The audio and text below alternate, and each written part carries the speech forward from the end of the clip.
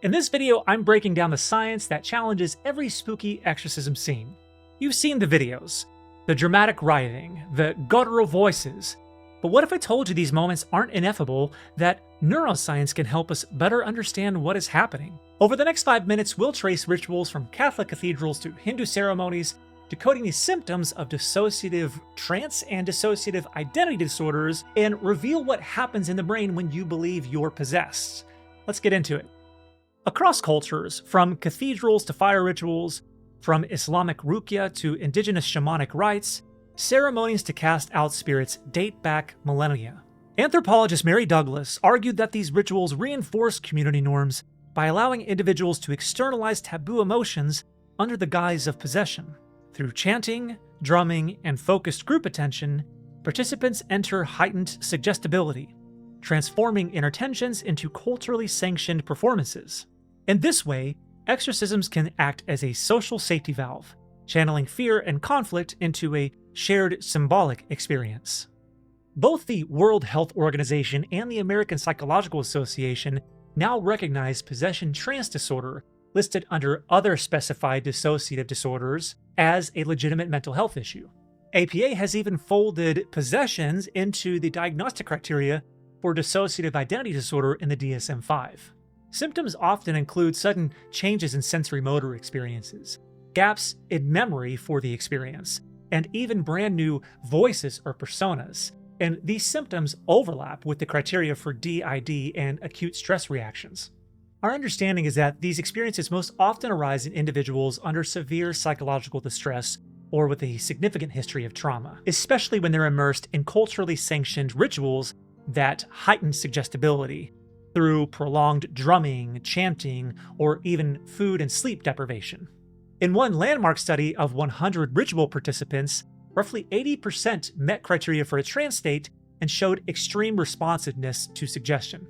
Researchers note that these trance states can be deliberately induced and maintained through rhythmic performances and group attention, techniques that neuroscientists link to altered self-monitoring and heightened suggestibility.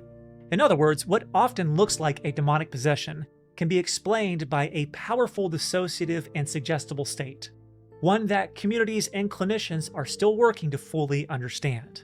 So, what's happening underneath the skull during these trance states? Neuroimaging of medium trance practitioners shows decreased activity of the dorsolateral prefrontal cortex, which means less top-down or conscious processing, and increased connectivity between the anterior cingulate cortex and limbic regions, areas tied to self-monitoring and emotional salience. Put simply, the brain shifts into a highly suggestible hypnotic mode. It's the same network you see engaged during deep meditation or hypnosis, and it can truly make someone feel as if there is another presence inside of them. Now, that doesn't prove or disprove that spirits are at work, but it does help us understand how people can convincingly act or even experience possession. So the question is, are exorcisms real? If by real we mean literal spirits walking into and out of a body, clinical and neuroscientific research offers no evidence. But if real means rituals that trigger genuine psychological and physiological changes, then absolutely. They can induce trance states, reduce anxiety, and restore a sense of psychological control. And what research suggests is that these effects likely stem from powerful placebo-like mechanisms: the expectation of relief, the synchrony of group participation, and the cultural sanction that gives meaning to the ritual.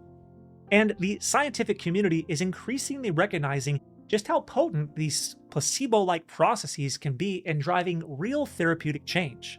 In other words, exorcisms may or may not be expelling demons, but they can expel fear and improve mindsets, and that alone can be remarkably transformative.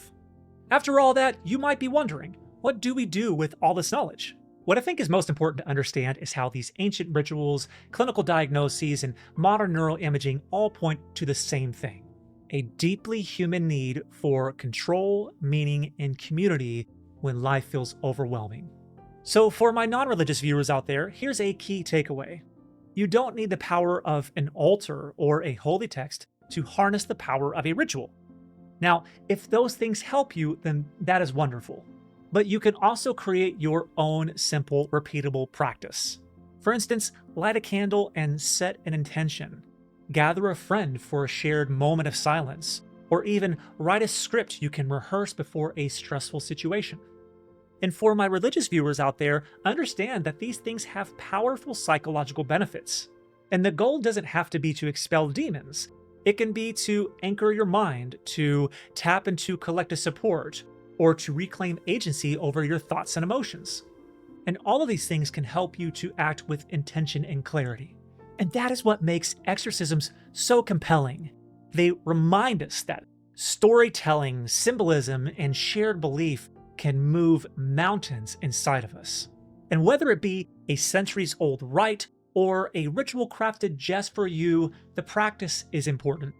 So you now have some additional tools and insight to either write the next chapter of your story or lean further into those practices. So tell me, what ritual means the most to you, or what ritual will you invent? Please let me know in the comments below. Your idea might inspire somebody else's breakthrough. I'm Dr. Charles. I hope you've enjoyed this video. As always, take care of each other out there, and we'll see you at the next check-in.